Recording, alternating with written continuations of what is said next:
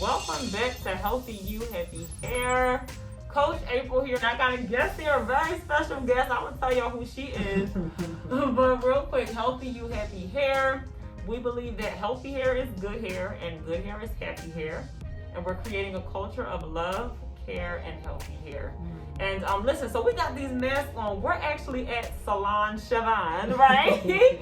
and so we have to have the mask on at the facility, no problem. So we're going to project our voices so you can still hear what we're saying. Yes. But we knew that this interview and this time and this session was very necessary. So, and this is the lovely Siobhan Davis right here. Listen, she is the owner and operator of Salon Siobhan. So go ahead and tell everybody who you are and where you're located.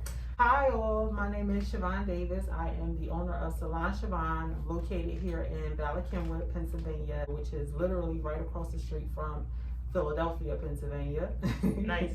We were talking earlier, and being natural doesn't necessarily mean DIY. Like everything is not necessarily DIY. You know, I've done my hair and I have journeyed in the natural world for quite some time, over 10, 15 years at this point. I know a lot of people think like that, like, all right, instantly I'm natural and I need to just kind of jump in there and do it myself. And while it is good to know how to do your hair, I think it's very important to understand it and to know what you need to do, but it's not exclusive from going to a salon and having someone else also who is professional to take care of the hair. So you can go ahead and co-sign.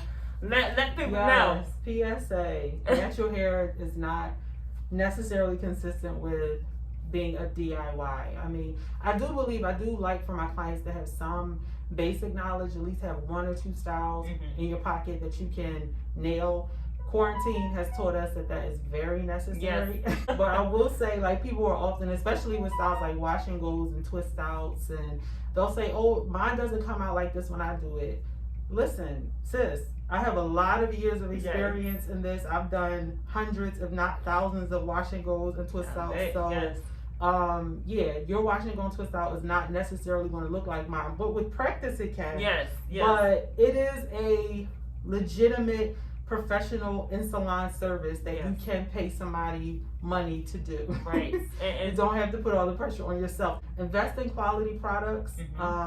That's important. And if of all the things that you have to choose as being the most important, your shampoo and your conditioner are the foundation of your healthy hair experience. So they shouldn't be cheap. You want to aim for something that costs at least $1 an ounce. And if you get a bottle this big for $5, it's not likely that that's a quality product and quality ingredients. So just keep that in mind. Absolutely. And y'all know what I use. Look, when we bring it to the salon, y'all know, look. Y'all know what we use to bring to the salon. And how many ounces is this? It's 25 ounces, and it's more than $1. Exactly. And still very affordable, but you know, it should be quality. It really should. But I thought that was really valuable when she said that, because sometimes it is that extra pressure that's not necessary. And by the way, listen here, okay, so a big chop 2 years ago. I've had an amazing hair journey. I had ups, I had downs. But let me say this. She is one of like 3 people I trust in my head. But we want to talk about something else today, right? We want to talk about confidence and bossing up. So, and she said something earlier. She said, you going to be a baby or you going to be a boss? You going to boss up.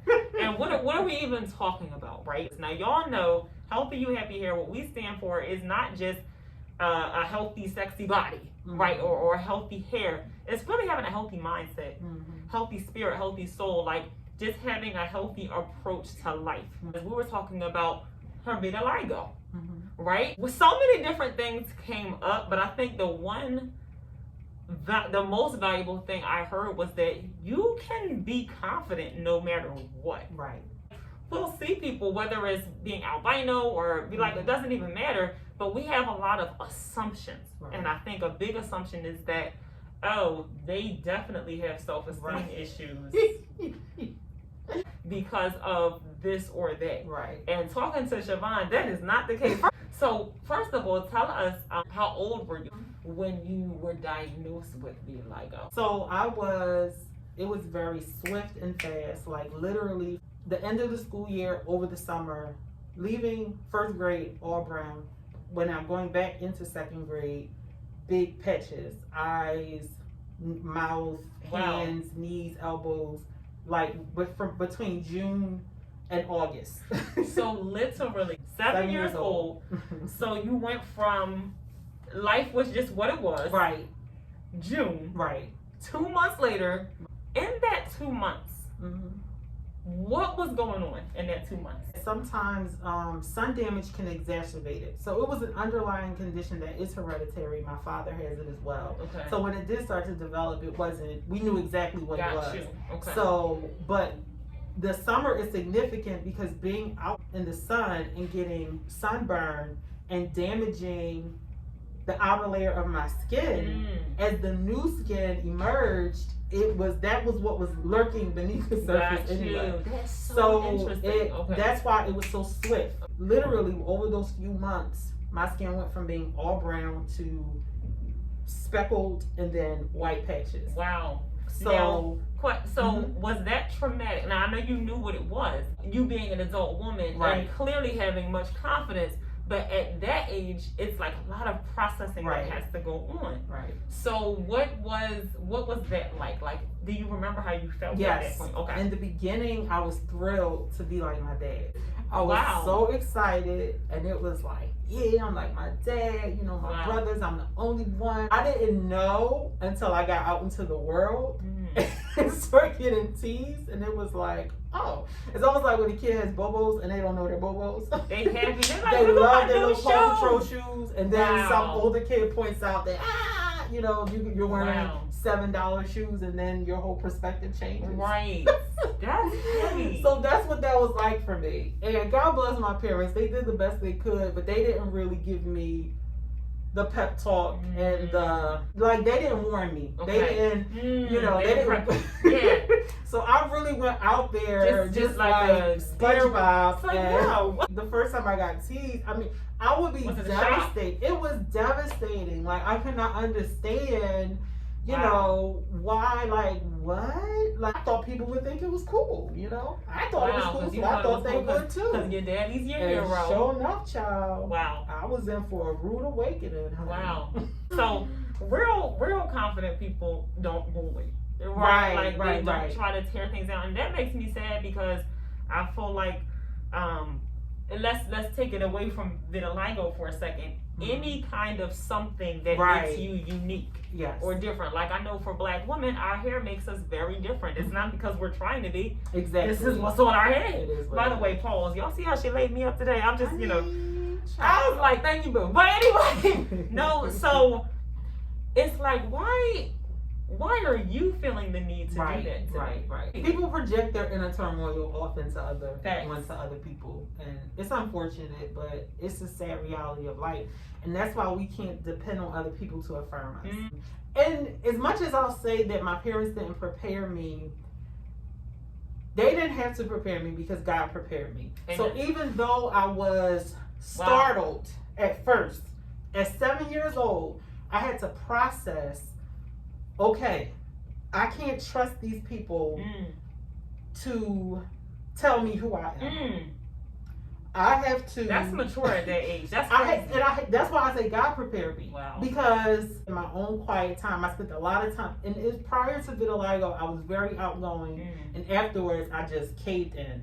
And that time being caved inward gave me time to reflect on and strategize on how I was going to navigate. And this is a little kid. This is 7, 8 years old. That is and this is subconscious. I didn't even realize I had done it. But I just created my whole, you know, it's like I'm not going to trust outside people to validate me. I was ignorant. I didn't know before. And now you don't get to say anything about me. Wow. So you've lost your privilege to say anything about how I feel about me. So can we say this, that they disqualified? Disqualified. And that applies in all areas of life, whatever your lot in life is. If people are not saying, you don't even have the right to say anything other than what God says about you.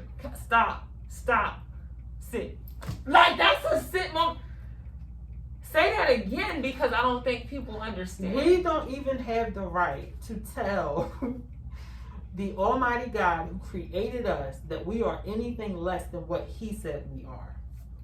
Because that breeds a sense of false humility, like, oh Lord, I'm just a so and so. It's like, no, I said, what did I say? Wow. I said you are the head, not the tail. Mm-hmm. I say you are above only and not beneath. Mm-hmm. I said about you, I said you are the righteousness of God in Christ Jesus. Wow. How dare you tell me what you are when I'm the one who called the shots? And this is not from when you wrong.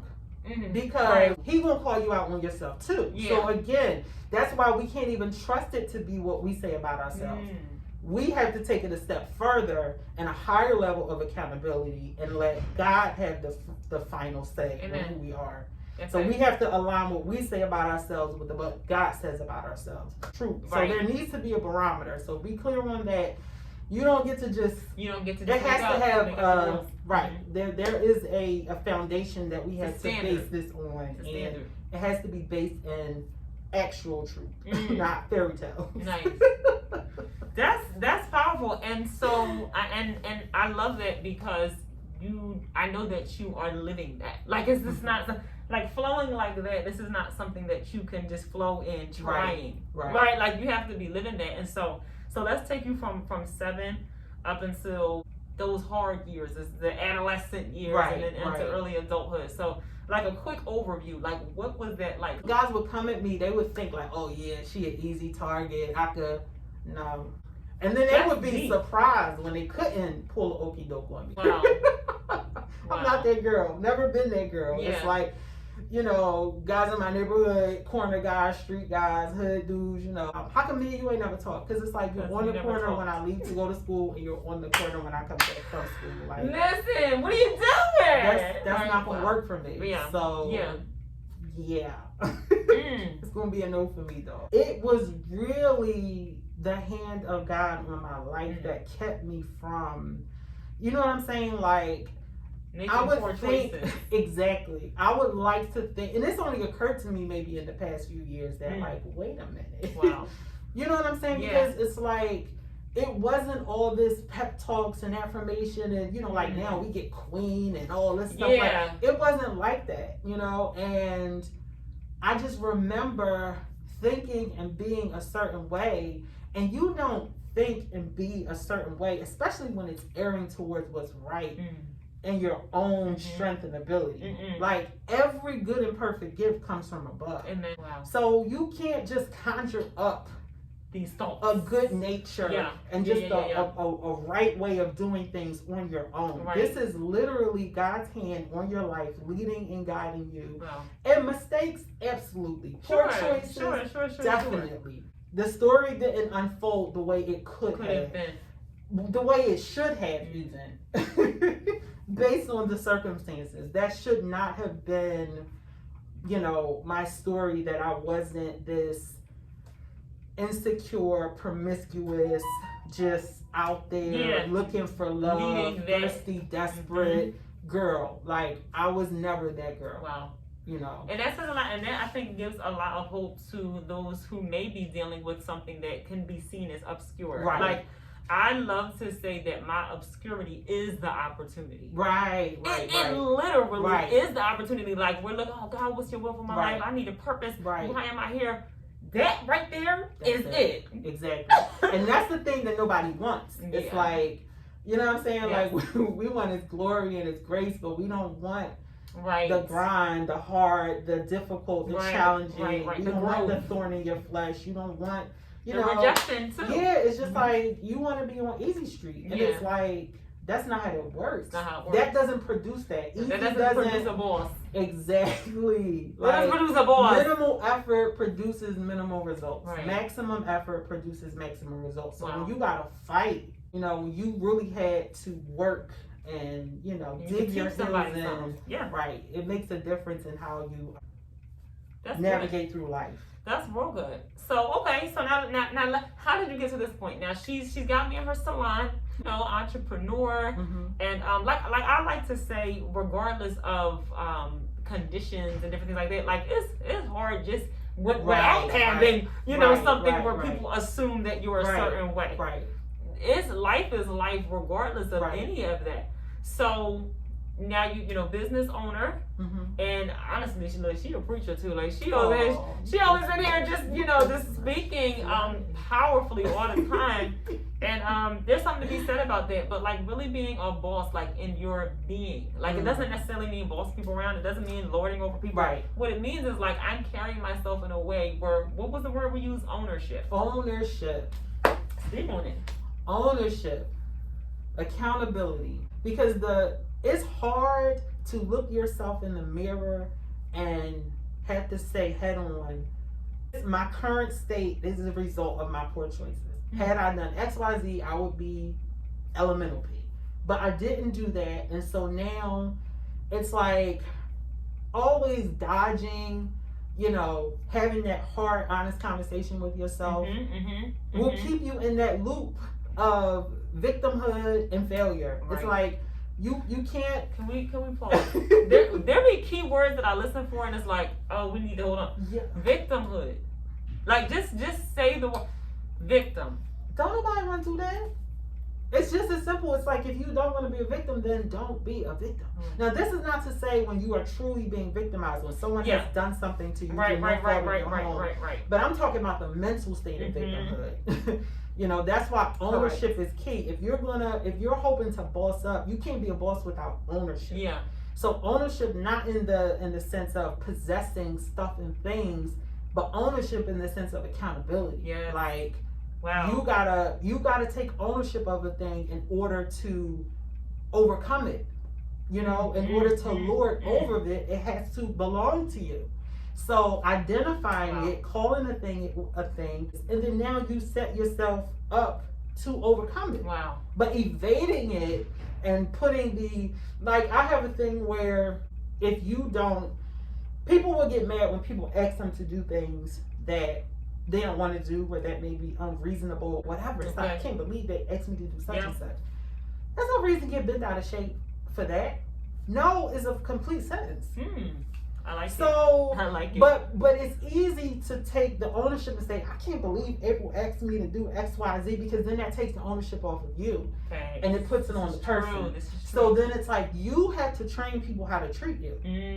So you set the tone, you set the standard, and consistently display that thing, and people have no choice but to either not be in your life or comply. Yeah. They don't have a choice. Like you set the tone for the experiences that you have with people. It's just like, I just prefer not to be a victim. I just don't find any comfort or value in crying about it. And like you said, it's important. Like there's a distinction. It's like something happening to you. There is a period of we have to deal with this. Right. And emotions and everything like that, and they are very real. But then there's like you said, the ownership and having a victim mindset, where it's like, this is where I'm staying, and I want people to have to cater to me, and when that doesn't, put it this way, it doesn't serve us to live like that. We literally withhold things from coming into our life that's going to benefit us because of that. And so we like victor over victim, right? Boss over baby. Right. And I like how you said, listen, and boss baby. Anyway, but I like how you said ownership to overcome. Right. I think that's enough right there. So before we go, can you give us 3 things? And we're talking about being confident, and walking in that essence of I'm a boss, and it's not arrogance. It's just no. You can't take this from me. You can't project onto me that I shouldn't feel like the queen that I am. And it's funny. It's like people don't mean it. They mean well when people often compliment me on my confidence or whatever, and it's like, well, what did you expect? It's like, because I can say from having vitiligo, like this thing just befell me, so to speak. I had no bearing, I had no control. I went to the doctors, rubbed on lotions and potions, it didn't work. I'm over it. But I've been far more insecure about being overweight than I've ever been about having vitiligo, because I can lose weight. That's something I can control. You can change that. So and the fact that I hadn't taken control of it and grabbed the bull by the horns and got it done, that's more that was even crippling more. and debilitating than something that I have no control Control over. over. So it's like, for things that you, if you can control it, boss up and get it done. Yeah. You know what I'm saying? Like, I've started a weight loss journey. It's been maybe, I think, 14 months. I've lost 69 pounds. Awesome. I got a long way to go, but I'm up for it. Yeah. I like to say one of my favorite things that I say is rock what you got. That's good. If this is the hand that I've been dealt, I'm gonna play it to the best of my abilities. Like, I don't want to be a victim. I don't want to cry about it. I don't want people to feel sorry for me. Right. I want to live a happy, full life, and just being free mentally is like the biggest thing to overcome in anything. And I always, again, like I said, when people compliment me on my confidence, it's like, you know. Well, I think there's two sides to look at it. I think there's two ways that you do it. Because but it's not even necessarily that people expected you not to have confidence as much as it takes strength to. Exactly. Because it does. Like, even with me with my hair, like when I rock it out natural, and I know I'm going to a space where that is not the norm. Okay, but it's like, and I don't feel no type of way about it. It's just like my resolve is they gonna like it or not. Right. I like it. Right. So, but there is something to be said about that mindset. Right. Because it's not common, whether it's vitiligo, natural hair, like, you know what I mean? But it's interesting to me a lot when people will say it specifically relating to the vitiligo. They'll say, when they like, it's different when somebody just says like, oh my gosh, you're so confident, blah blah blah. But when they specifically mention the vitiligo, like a victim, kind of like, oh, that's so nice that you're confident. Because I get the who does she think she is too.